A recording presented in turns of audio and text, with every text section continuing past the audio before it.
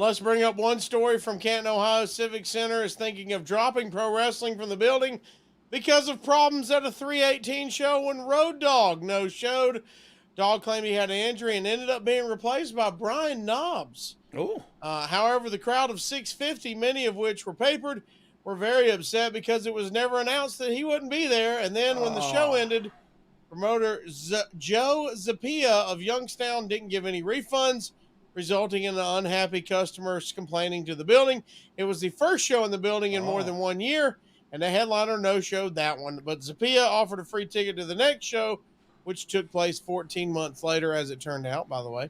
But to quell problems at the time. Dogg, any memories of this whatsoever? None. But I can totally see this, like, happening. Okay. Road Dogg lived in Pensacola at the time of the final Nitro on March 26, 2001. You've already brought this up. You drove to the show in Panama to basically try to get a job. He expected to get a job in WCW, according to the Observer, with numerous friends there after getting released. However, his timing of showing up in the final episode of Nitro was the worst case scenario. Dogg realized WWE was purchasing WCW and a job would not be available.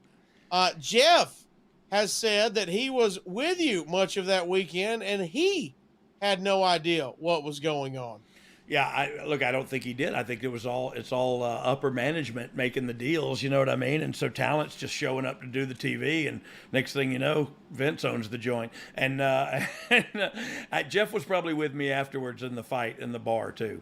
I just didn't want to throw his name in there until he did. Were you backstage for the show? If so, what did you think of the Vince McMahon promo on Jeff calling him fired?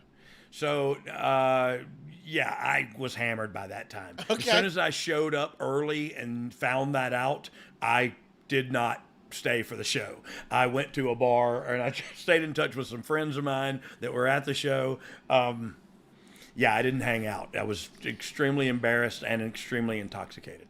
Well, a couple quick things. We'll wrap this up and get to fan questions. Looking back, Dogg, you've talked about it.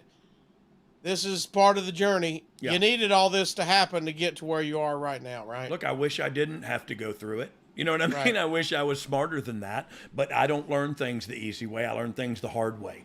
And I had to learn these things the hard way. And I was way too old when I finally learned them. And I'm still, I don't know why I just spit all over the camera. I'm still just learning to be human. Like I said one time before, like, I don't know, man. I don't know how to have a relationship. I don't know how to maintain these relationships. I'm literally 12 years old emotionally and spiritually and mentally, and you know what I mean? So I'm learning all this stuff for the first time at 54, and I probably should have been doing it at 14. But that's when I started doing drugs. And so emotionally and spiritually and mentally, I froze in time inside myself. And then when I got 42, I came unthawed like Encino Man. And I learned, and I'm learning how to live. You know what I mean? And that's the truth.